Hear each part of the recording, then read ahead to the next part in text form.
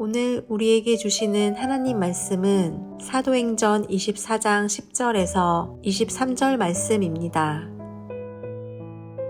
총독이 바울에게 머리로 표시하여 말하라 하니 그가 대답하되 당신이 여러 해 전부터 이 민족의 재판장 된 것을 내가 알고 내 사건에 대하여 기꺼이 변명하나이다. 당신이 아실 수 있는 바와 같이 내가 예루살렘에 예배하러 올라간 지 열 이틀밖에 안 되었고 그들은 내가 성전에서 누구와 변론하는 것이나 회당 또는 시중에서 무리를 소동하게 하는 것을 보지 못하였으니 이제 나를 고발하는 모든 일에 대하여 그들이 능히 당신 앞에 내세울 것이 없나이다. 그러나 이것을 당신께 고백하리이다. 나는 그들이 이단이라 하는 도를 따라 조상의 하나님을 섬기고 율법과 선지자들의 글에 기록된 것을 다 믿으며 그들이 기다리는 바 하나님께 향한 소망을 나도 가졌으니 곧 의인과 악인의 부활이 있으리라 함이니이다. 이것으로 말미암아 나도 하나님과 사람에 대하여 항상 양심에 거리낌이 없기를 힘쓰나이다. 여러 해 만에 내가 내 민족을 구제할 것과 재물을 가지고 와서 드리는 중에 내가 결례를 행하였고 모임도 없고 소동도 없이 성전에 있는 것을 그들이 보았나이다. 그러나 아시아로부터 온 어떤 유대인들이 있었으니 그들이 만일 나를 반대할 사건이 있으면 마땅히 당신 앞에 와서 고발하였을 것이요. 그렇지 않으면 이 사람들이 내가 공회 앞에 섰을 때에 무슨 옳지 않은 것을 보았는가 말하라 하소서. 오직 내가 그들 가운데 서서 외치기를 내가 죽은 자의 부활에 대하여 오늘 너희 앞에 신문을 받는다고 한 이 한 소리만 있을 따름이니이다 하니 벨릭스가 이 도에 관한 것을 더 자세히 아는 고로 연기하여 이르되 천부장 루시아가 내려오거든 너희 일을 처결하리라 하고 백부장에게 명하여 바울을 지키되 자유를 주고 그의 친구들이 그를 돌보아 주는 것을 금하지 말라 하니라.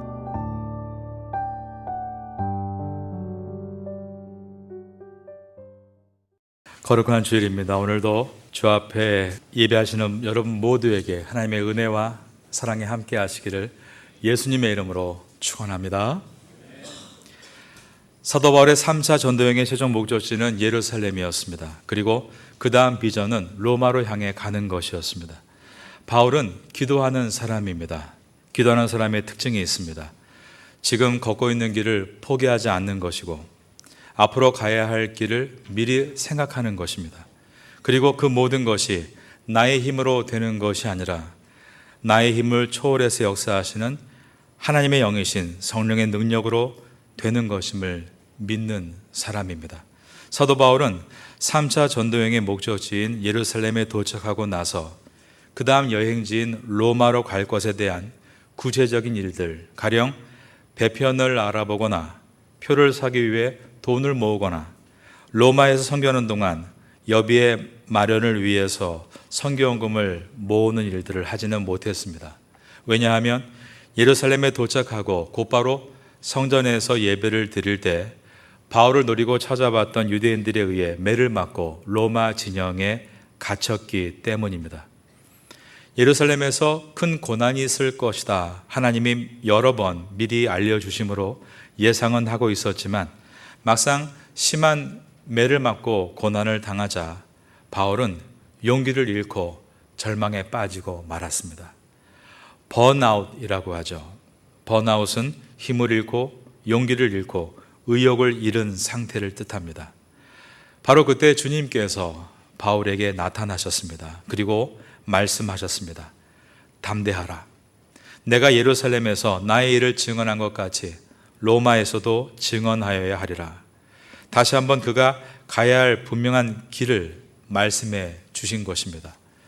신약시대 때 최고로 역동적으로 사역했던 사도 바울이 번아웃이 됐습니다. 그런가 하면 구약시대 때 최고로 역동적이었던 엘리야도 번아웃이 됐던 일이 있습니다. 엘리야는 번아웃 됐을 때 광야로 들어갑니다. 그리고 로뎀나무 아래에 머뭅니다. 그때 하나님께서 엘리야를 위로하시고 힘을 주시자 엘리야는 일어나서 호렙산까지 갔습니다. 엘리야가 번아웃 됐을 때 호렙산을 간 이유는 호렙산은 하나님께서 이스라엘 백성을 말씀으로 만나주신 장소였기 때문입니다. 엘리야는 하나님의 말씀만이 다시 나의 번아웃, 힘을 잃고 용기를 잃고 의욕을 잃은 나를 회복시키는 능력이다 라는 것을 알았기에 호렙으로 향했던 것입니다. 바울은 그 번아웃된 밤에 기도했습니다. 시련의 무게가 무거워서 주저앉은 상황에서 그는 무릎을 꿇고 하나님 앞에 엎드려 기도한 것입니다. 그때 하나님의 레마의 말씀이 바울에게 임했습니다. 바울아, 담대하라. 내가 예루살렘에서 나의 일을 증언한 것 같이 로마에서도 증언하여야 하리라. 이처럼 우리 믿음의 선배들은 번아웃이 찾아왔을 때 말씀과 기도로 다시 새 힘을 얻어 사명의 길을 걸어갈 수 있었습니다. 이곳 태국에서 하나님 백성으로 살고 있는 여러분들은 얼마나 힘드십니까? 이 자리에 힘을 잃고 용기를 잃고 의욕을 잃어버린 번아웃 되신 분도 계시리라 생각이 됩니다. 오늘 주일 말씀을 통해 다시 머리 숙여 기도하는 여러분에게 하나님께서 새 힘을 주시는 은혜가 있게 되기를 예수님의 이름으로 축원합니다. 하나님은 사도 바울에게 찾아오셔서 담대하라, 내가 너를 로마로 보내겠다라고 약속하셨습니다. 그리고 예루살렘에서 로마로 가는 배를 탈 수 있는 장소인 가이사랴까지 바울이 이동할 때 놀라운 일이 벌어지게 되는데 바울의 이송에 로마 군대가 동원된 것입니다. 사도행전 23장 23절에 보면 로마의 천부장은 백부장들을 불러서 저녁에 바울을 예루살렘에서 가이사랴까지 이송시키는 작전을 지시합니다. 그런데 여기에 동원된 병력이 보병이 200명, 기병이 70명, 창병이 200명이었다라고 되어 있습니다. 그 당시에 예루살렘에 주둔하고 있던 촌 로마 군의 병력 수는 600명이었습니다. 그런데 최소 병력을 제외한 470명의 병력이 바울 한 사람을 이송하기 위해 투입된 것입니다. 바울은 큰 위로를 받았을 것입니다. 아무리 하나님의 선교를 방해하는 무리가 있다 할지라도 하나님의 일을 막을 수 없다는 확신을 갖게 되었을 것입니다. 이제 바울은 로마로 가는 배를 탈 수 있는 항구 도시인 가이사랴에 도착하게 됩니다. 가이사랴는 로마가 지정한 이스라엘의 실질적인 수도였습니다. 유대인들에게 마음의 수도는 예루살렘이죠. 그곳에 성전이 있기 때문입니다. 그러나 예루살렘은 6월절에서 오순절 기간 사이에만 100만의 인파가 모일 뿐 평소에는 인구 5만의 작은 옛 도시였던 것입니다. 실질적인 이스라엘의 수도는 가이사랴였습니다. 그런데 사도 바울은 이곳으로 이송된 후에 곧바로 로마로 가는 배를 탄 것이 아니라 이곳에서 무려 2년 동안을 머물게 됩니다. 여러분, 우리가 하나님의 비전을 가지고 어디를 갈 때 그 과정과 시간이 주님의 주권에 있다는 것을 기억해야 합니다. 어떤 사람들은 결정하고 나서 자기 생각대로 자기 시간대에 빠르게 움직이는 사람이 있습니다. 결정을 한다는 것은 용기 있는 일입니다만, 그러나 언제 움직여야 하는지 그 시간은 하나님의 계획안에 있다는 것을 기억해야 합니다. 어떤 사람은 쉽게 한국을 떠나서 태국에 옵니다. 그런데 이것이 아니었나 보다 하며 또 쉽게 태국을 떠나 한국으로 가는 경우가 있습니다. 쉽게 출발하기 전에 먼저 하나님의 뜻을 여쭈어야 합니다. 쉽게 돌아가기 전에도 먼저 하나님의 뜻을 여쭈어야 하는 것입니다. 사도 바울은 고난이 와도 하나님의 길을 걸을 수 있는 불굴의 사람이었습니다. 그러나 그는 그 과정과 기간을 하나님의 주권에 맡겼고 하나님의 시간대를 기다리며 주님을 따라가는 사람이었습니다. 사도 바울이 가이사랴에서 로마로 출항하는 배를 타기까지 2년을 기다려야 했습니다. 그것이 하나님의 계획이셨기 때문입니다. 사도 바울은 이 2년의 기간 동안 그러므로 그 주어진 환경에서 정성을 다해 살아갑니다. 찾아오는 사람들에게 복음을 전했고 제자 훈련을 시켰습니다. 오늘 본문의 마지막 절인 사도행전 24장 23절을 먼저 보겠습니다. 백부장에게 명하여 바울을 지키되 자유를 주고 주의 친구들이 그를 돌보아 주는 것을 금하지 말라 하니라. 이것은 하나님께서 만들어 주신 환경이었습니다. 바울은 가이사랴에서 재판이 끝나고 그 재판 결과를 가지고 로마로 가야 했습니다. 그러나 재판이 끝나는 2년의 그 긴 기간 동안 그에게는 사람들을 만날 수 있는 자유가 주어져 있었습니다. 그래서 바울은 만나는 모든 사람들에게 예수 그리스도의 복음을 전하고 그들을 예수의 제자로 훈련시켜 나아갔습니다. 여러분 어떠십니까? 지금 태국 생활에 대한 만족도가 어느 정도이십니까? 모든 것이 편안하다고 좋다는 분도 있으실 것이고 어떤 분에게는 교통수단이 변변치 않아서 어렵다라고 하는 분들도 있으실 것입니다. 그리고 더운 날씨가 내 몸과 잘 맞지 않아 힘들어 하시는 분들도 있으실 것입니다. 그러나 우리가 이곳 태국에서 지금 이 환경에 서 있는 것은 하나님의 계획과 섭리일 수 있다는 것을 기억해야 합니다. 그리고 주어진 환경 가운데서 예수님의 복음과 하나님의 의를 위해서 내가 무엇을 할 수 있을까를 생각하는 것은 중요합니다.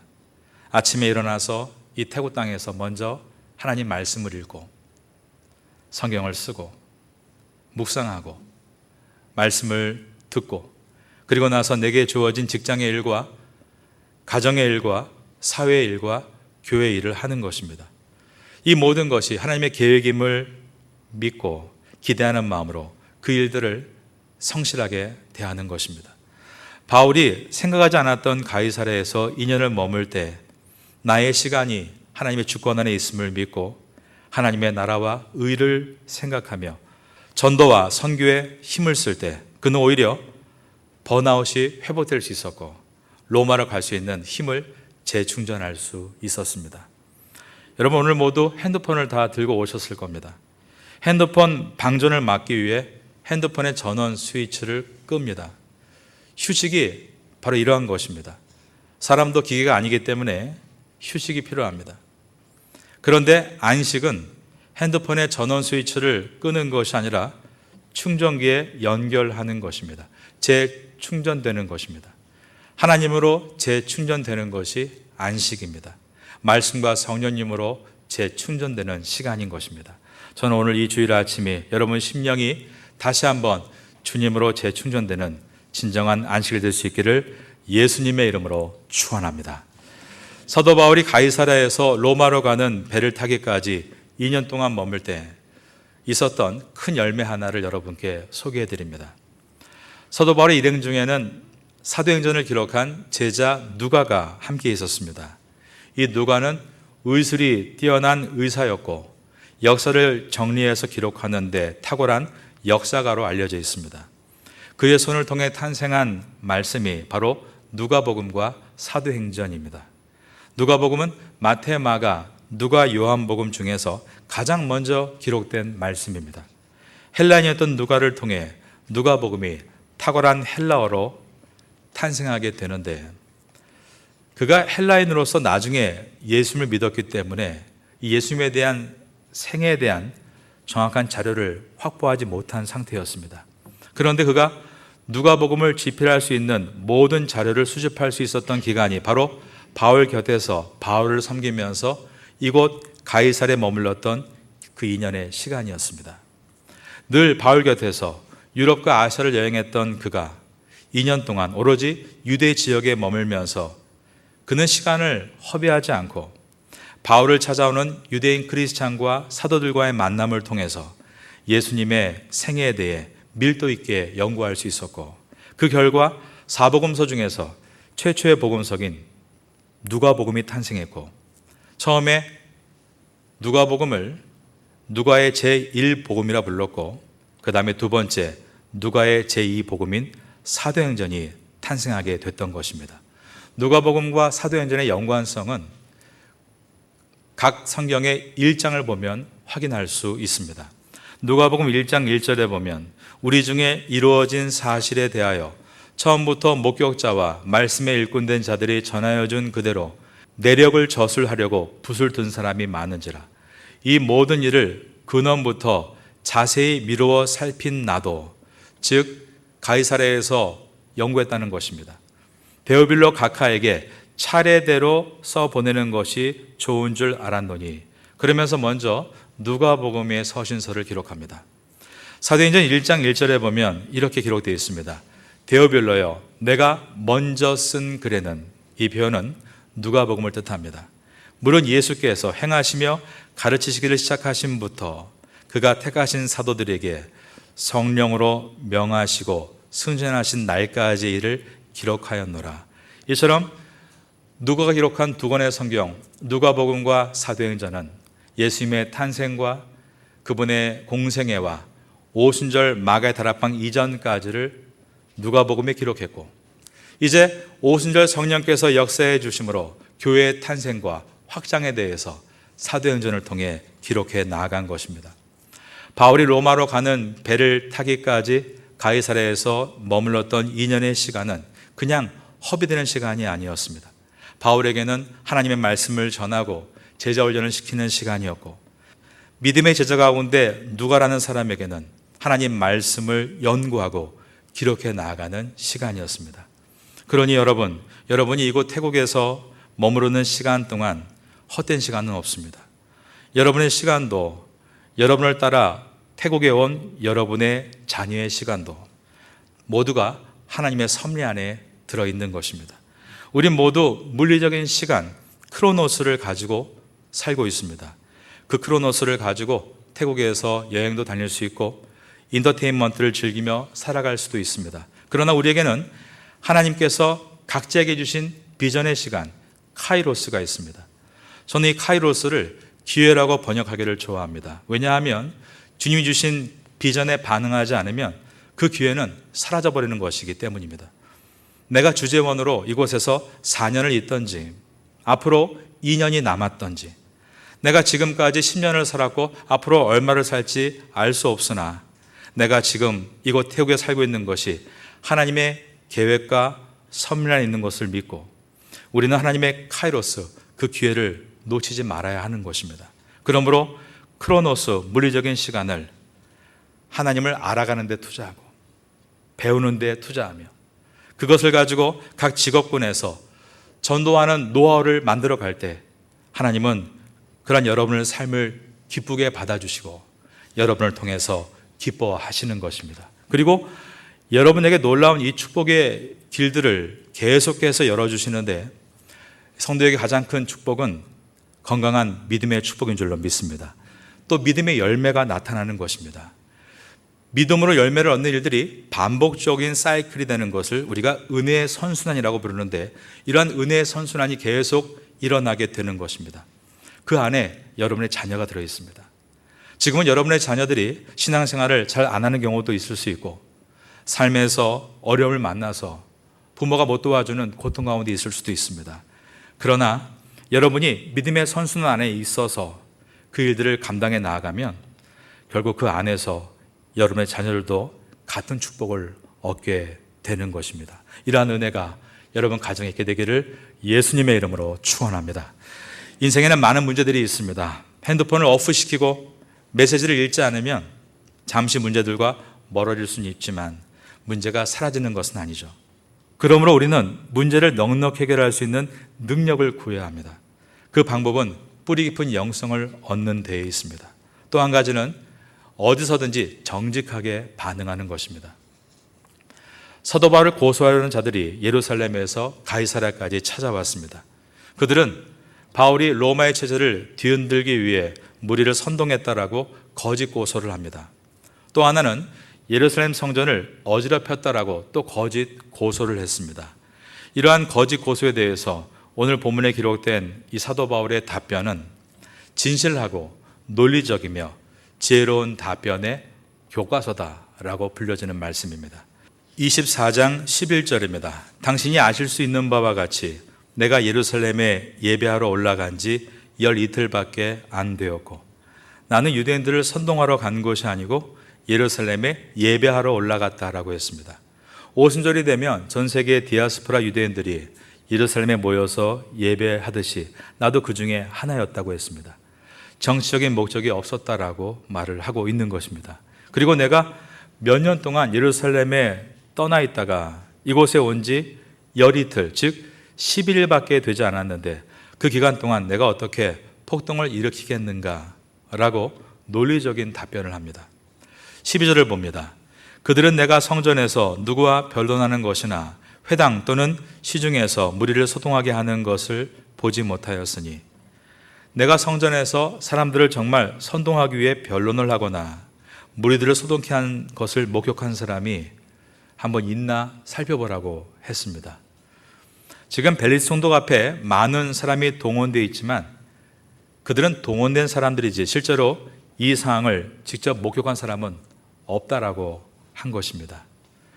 우리가 아주 침착하게 논리적으로 이들의 거짓을 드러내고 자기를 변호하는 바울을 보면 그가 굉장히 차분하고 논리가 있다는 것을 보게 됩니다.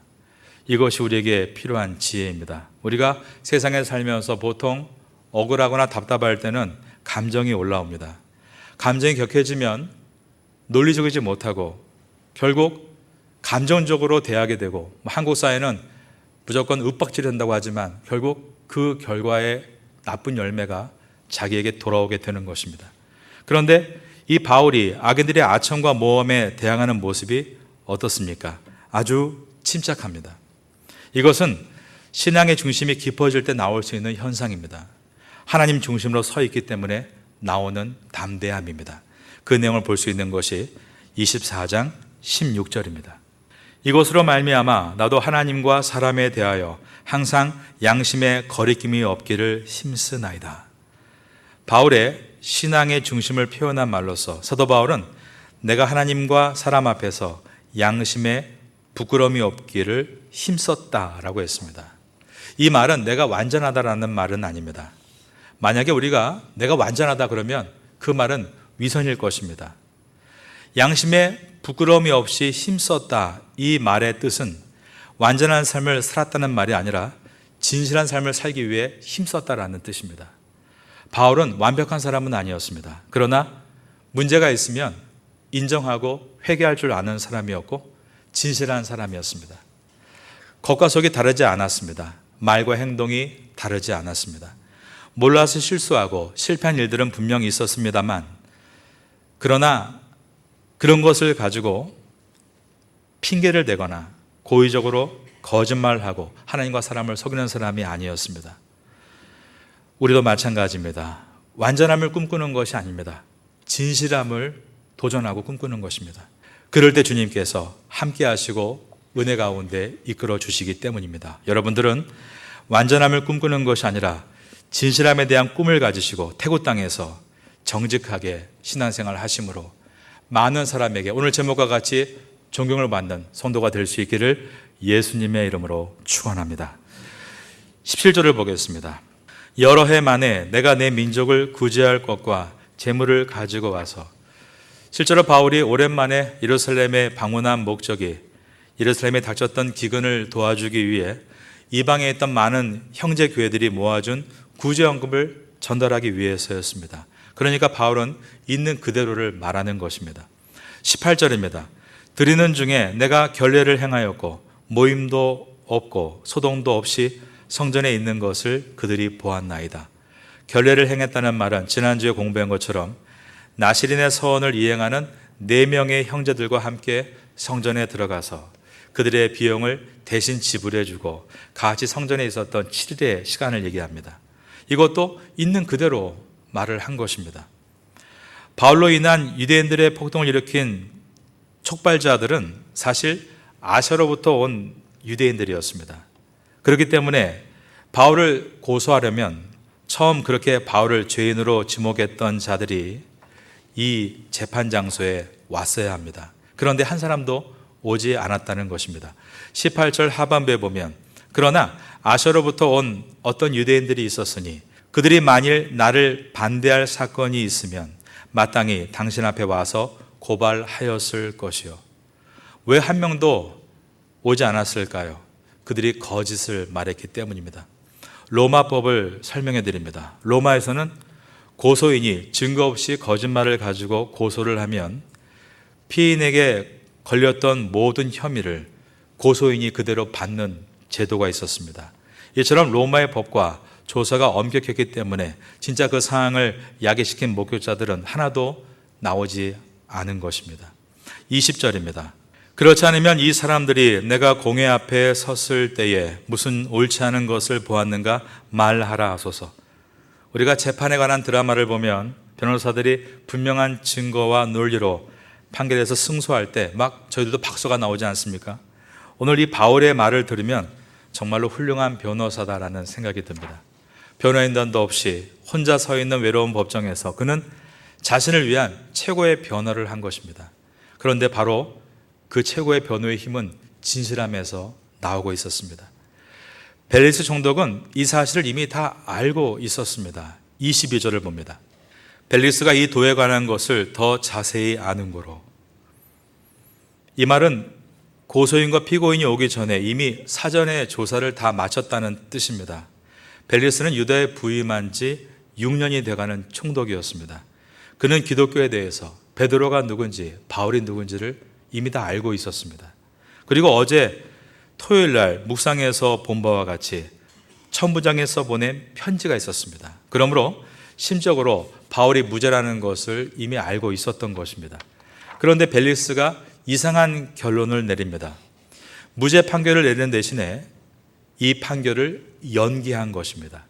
22절 중반에 연기하여 이르되 천부장 루시아가 내려오거든 너희 일을 처결하리라 하고, 바울이 무죄라는 것을 알면서도 왜 여기서 무죄 방면을 하지 않았을까?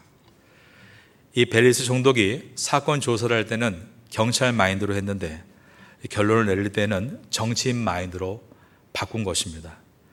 이러한 구부러진 판결은 오늘날도 세상에서 많이 일어나고 있습니다. 벨리스 총독에게는 무엇이 옳고 그르냐가 중요한 것이 아니라 유대라는 이 말썽 많은 지역의 총독으로서 자신의 정치적인 입지가 더 중요했습니다. 이번 재판에서 바울의 말이 다 옳았습니다. 증거도 분명합니다.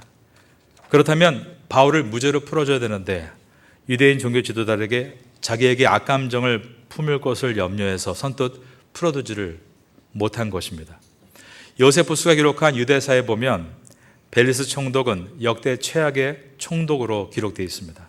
오늘 본문과 같이 정치적인 이익만을 챙기려 하고 우유부단한 결과로 인해서 유대인에게 가장 많은 밀란이 이 벨리스 총독 때 일어났습니다. 벨리스는 인간의 악함과 약함의 캐릭터를 보여줍니다. 명확하게 이것이 잘못된 것이다 라는 것을 알면도 불구하고 그 잘못을 시정하지 않고 찰필 미루었습니다. 그런데 사도행전의 저자 역사가인 누가도 그의 악함을 이 24장에 기록하고 있습니다. 아래에 있는 24장 26절을 보시면 동시에 또 바울에게서 돈을 받을까 바라는 고로라고 기록했습니다. 그리고 24장 27절에도 보시면 벨리스가 유대인의 마음을 얻고자 하여 바울을 구류하여 두니라 라고 되어 있습니다. 자기의 명예를 챙기려고 한 것입니다. 벨리스가 돈과 명예 이 두 가지를 다 챙기려고 했다. 일반 역사가가 쓴 것이 아니라 신약 성경의 역사서인 누가복음에 이 벨리스의 치정이 적나라하게 기록이 되어 있습니다. 우린 이것을 보면서 정말 우리가 돈과 명예의 문제에 있어서 깨끗한 삶을 산다는 것이 그만큼 어렵다는 것을 생각하게 되고, 정말 이 문제가 우리가 개선해야 될 가장 중요한 문제라는 것을 오늘 본문을 통해서 다시 한번 깨닫게 됩니다. 오늘 제목은 하나님의 사람답게 살면 세상의 성도를 존경합니다 입니다. 높은 직위가 아니어도 괜찮습니다. 회사에서 사장, 이사, 부장이 아니어도 괜찮습니다. 교회에서 목사, 장로, 권사가 아니어도 괜찮습니다. 여러분의 커뮤니티에서 어떤 대표가 아니어도 괜찮습니다. 여러분이 생활하는 그 장소에서 참된 크리스찬이 되기 위해서 진실하게 서 있다면 시간이 지날수록 사람들은 여러분을 존경하게 되고 바로 그것이 복음을 전할 수 있는 기회가 될 것입니다. 벨리스 때문에 바울은 이 가이사라에서 2년 동안을 머물게 됩니다.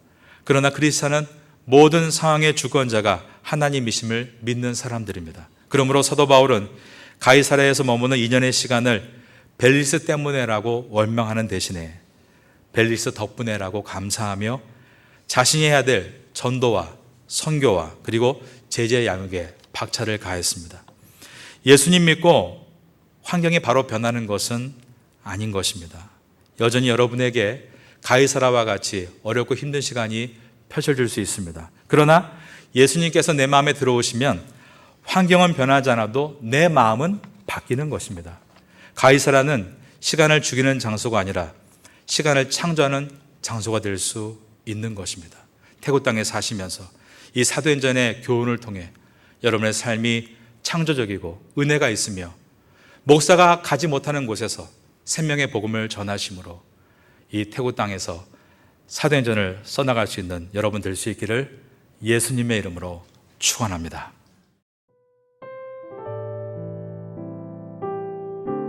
지금은 함께 기도하는 시간입니다.